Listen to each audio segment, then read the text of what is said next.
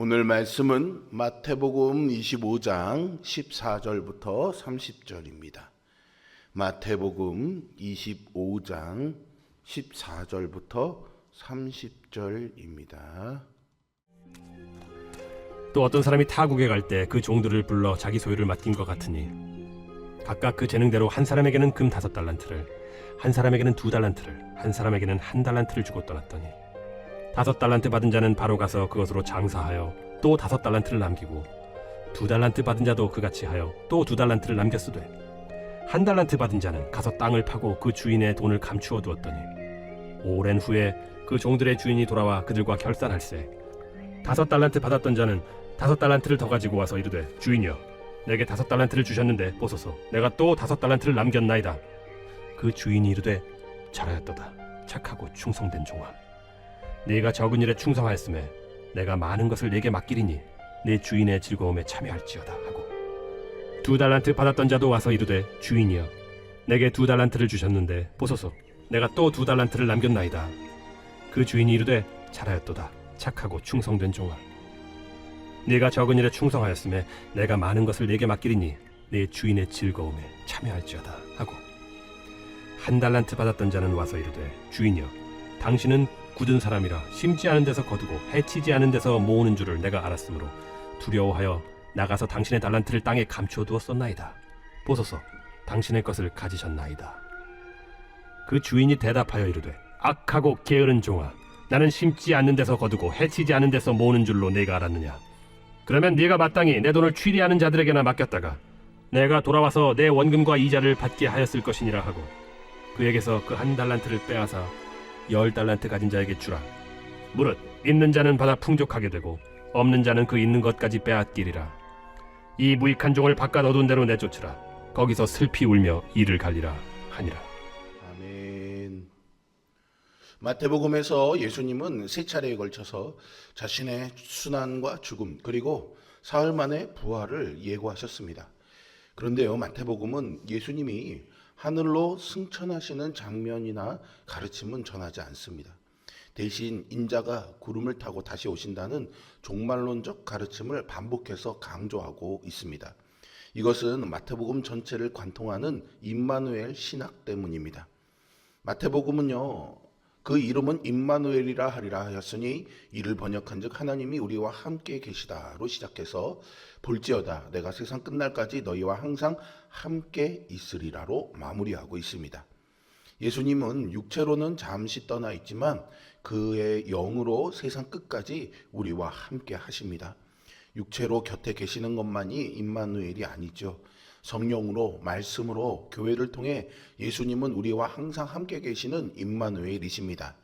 이러한 배경 위에서 오늘 달란트의 비유는 주인이 타국으로 떠났지만 다시 돌아오는 상황 속에서 보이지는 않지만 함께 계시는 주인을 어떻게 믿음으로 기다리고 충성할 것인가를 가르칩니다. 한 주인이 타국으로 떠나며 종들에게 자기 소유를 각각 다르게 맡기고 오랜 후에 돌아와 결산합니다. 어떤 종은 열매를 남겨 칭찬받고 어떤 종은 무익한 종이라는 책망을 듣지요. 이 비유는 성도가 어떻게 살아야 하는지 분명하게 보여줍니다. 주님이 맡기신 사명을 붙들고 살아가는 우리가 삶의 자리에서 기억해야 할 것은 무엇일까요? 예수님은 하나님 나라를 타국으로 떠나는 한 주인에 비유하시면서 그가 떠나기 전 종들을 불러 자기 소유를 나누어 맡겼다라고 하십니다. 이때 한 달란트의 가치는요, 약 6천 데나리온으로 당시에 하루 품삯이 한 데나리온이었던 것을 감안하면 한 달란트는 약 20년치의 임금이 됩니다. 그러니까 2달란트는 40년치의 임금이고요. 5달란트는 무려 100년치의 임금이 되는 아주 막대한 액수입니다. 주인은 단순히 소소한 기회를 맡긴 것이 아니라 사실은 삶 전체를 맡긴 것 같은 그런 무게 있는 위임을 한 것입니다. 5달란트, 2달란트, 1달란트는 단순한 액수의 차이가 아니라 오늘 본문 말씀대로 각각 재능대로 맡기신 사명이라는 것을 알 수 있는데요. 여기서 재능으로 번역된 단어 헬라어 디나미스는요, 단순한 소질이나 특기를 말하는 것이 아닙니다. 우리는 보통 이 달란트를 재능이라고 하니까 자신의 소질로 이해하는데 원어적인 의미에서는 디나미스, 즉 권능, 능력, 하나님의 힘 이런 것들을 의미하는 거죠. 주로 마태복음에서 이 단어는 예수님이 행하신 기적이나 이적을 가리킬 때 쓰입니다. 즉 예수님이 하셨던 권능의 사역인 것이죠. 즉 주인이 나누어졌던 것은 재능, 즉 각각의 기질이나 소질이 아니라 주님이 하셨던 권능의 역사를 위임하신 겁니다. 이러한 배경 아래 각각 그 재능을 따라 주어진 달란트는 예수님으로부터 부여받은 능력과 권능으로 이해돼야 하는 것이죠. 사람으로부터 나온 능력과 권능은 주인이 떠난 집을 다스릴 수 없습니다. 그러나 오직 주인으로부터 나온 능력과 권능일 때 주인의 집을 다스릴 수 있는 것이죠. 주인이 자기의 소유를 맡긴 이유는요, 마태복음 24장 45절부터 51절을 배경으로 하고 있습니다. 예수님은 생각하지 않은 때에 인자가 오리라라고 하신 후에 충성되고 지혜로운 종이 되어 집 사람들을 맡아 때를 따라 양식을 나누어 줄 자가 누구냐라고 물으시죠. 그런 종이 있으면 그에게 주인의 모든 소유를 맡긴다고 약속하셨습니다. 이것은 오늘 본문 속 주인이 종들에게 자기의 소유를 맡기고 떠난 이유를 알게 합니다. 주인에게는 많은 종들이 있었습니다. 이들 중에는 충성되고 지혜로운 종도 있었지만 동료를 때리고 술 친구들과 더불어 먹고 마시는 악한 종도 있었습니다. 주인은 이들을 알곡과 가라지처럼 분리하기 위해 그의 소유를 맡기고 타국으로 떠났습니다. 돌아오는 날 충성스럽고 지혜로운 종에게 그의 모든 소유를 맡기고 악한 종은 벌하여 슬피 울며 이 일을 갈게 할 것입니다. 주인은 세 종 모두에게 기대를 가지고 세세한 지시 대신에 그들 스스로 판단해 이윤을 남기기를 원했습니다. 주인이 떠나자 두 종은 즉시 나가 장사하여 맡겨진 것을 배로 남겼지만 한 종은 달란트를 땅에 묻어두는 길을 선택합니다. 오늘 우리의 삶도 이와 같습니다. 우리에게 맡겨주신 사명은 모두 하나님이 주신 소중한 고 가치 있는 몫입니다. 주인이 모두에게 똑같은 양을 주지는 않았지만 각 사람을 귀한 청지기로 세우고 그에게 꼭 맞는 분량을 맡겼습니다. 주님이 나에게 맡기신 달란트가 무엇인지, 나는 그것을 허비하고 살아가고 있는 것은 아닌지, 잘 사용하고 있는 것인지 돌아봐야 하겠습니다. 마태복음 안에는 결산을 가리키는 비유와 가르침이 많이 있습니다. 마태복음 13장에서는 밭의 가라지 비유를 통해 추수 때가 결산의 때로 소개되고 있죠. 마태복음 18장에서는 1만 달란트 빚진 자를 불러서 결산하는 모습을 소개했습니다. 마태복음 20장에는 포도원 품꾼의 품삯을 결산하는 모습을 소개하고 있죠. 마태복음 21장에서는 포도원 농부들이 열매로 결산하는 모습을 소개했습니다. 이처럼 마태복음은 결산이라는 개념을 반복적으로 소개하며 이 세상의 삶이 최종 결산의 날을 향해 흘러가고 있다는 사실을 강조합니다. 이 결산은 단순한 평가가 아니라 종말론적 심판과 영광의 분기점이 됩니다. 이러한 결산의 때를 예수님은 마태복음 24장에서 제자들에게 징조로 알려주셨고, 마태복음 25장에서는 세 가지 비유로 결산의 날에 일어날 일을 말씀하시죠. 열처녀의 비유에서는 신랑이 오는 날이 결산의 날이고, 달란트 비유에서는 주인이 돌아오는 날이 결산의 날이고, 내일 살펴볼 양과 염소의 비유에서는 예수님이 자기 영광으로 모든 천사와 함께 올 때가 결산의 날입니다. 오랜 후에 주인이 돌아와 종들과 결산할 때 5달란트, 2달란트를 맡았던 종은 각각 5달란트와 2달란트를 더 남겨서 주인 앞에 가져옵니다. 두 종의 공통점은 주인이 맡긴 것으로 성실히 일했다는 점이죠. 주인은 두 종에게 착하고 잘하였도다, 착하고 충성된 종아 칭찬하면서 내가 작은 일에 충성하였음에 내가 많은 것을 네게 맡기리라 약속합니다. 우리가 애써 감당하는 인생의 무게는 장차 맡게 될 더 큰 영광과 사명을 위한 준비 과정입니다. 주인은 5달란트 받은 자와 2달란트 받은 자를 주인의 즐거움에 참여하라고 초대합니다. 이 말씀은 주님과 함께 일하며 그분의 기쁨을 나누는 하나님 나라 잔치로 초대한다는 의미입니다. 이는 마태복음 25장 전체에서 점진적으로 드러나는 하나님 나라의 풍성함을 보여주는 것이죠. 주인의 즐거움에 참여하는 것은 단순히 보상을 받는 수동적 행위가 아니라 그 기쁨의 자리에서 주인의 일에 동역하는 영광스러운 부르심을 의미합니다. 예수님은 십자가로 섬겨 하나님 나라를 완성하셨습니다.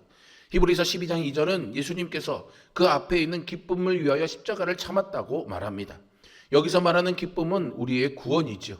예수님께서 우리의 구원을 기뻐하여 십자가로 걸었다고 말한 것이죠. 우리는 바로 이러한 기쁨에 참여하는 자가 되어야 합니다.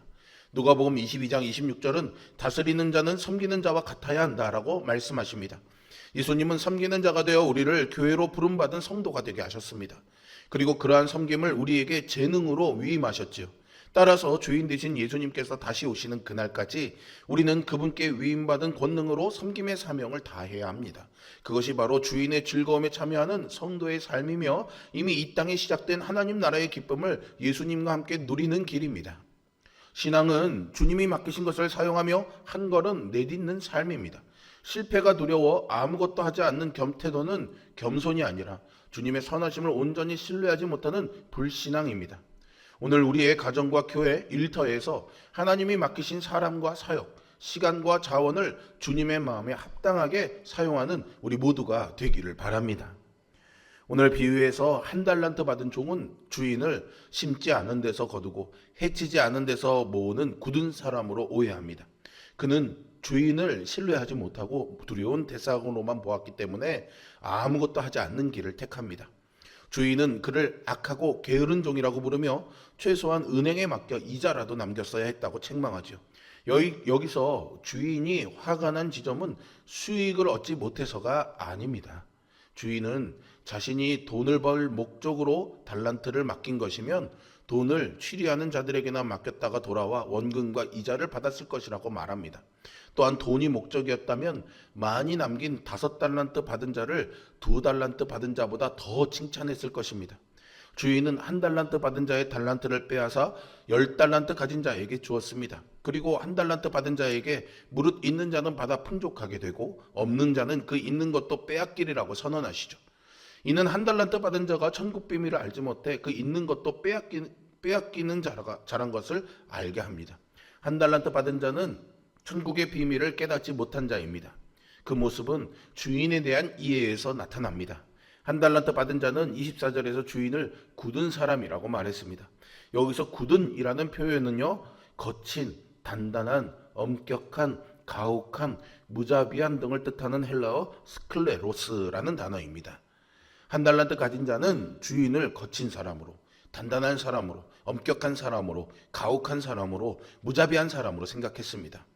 하지만 오늘 본문의 주인은요, 마태복음 18장 23절과 35절 사이에서 소개하는 1만 달란트를 탕감하는 임금과 같습니다.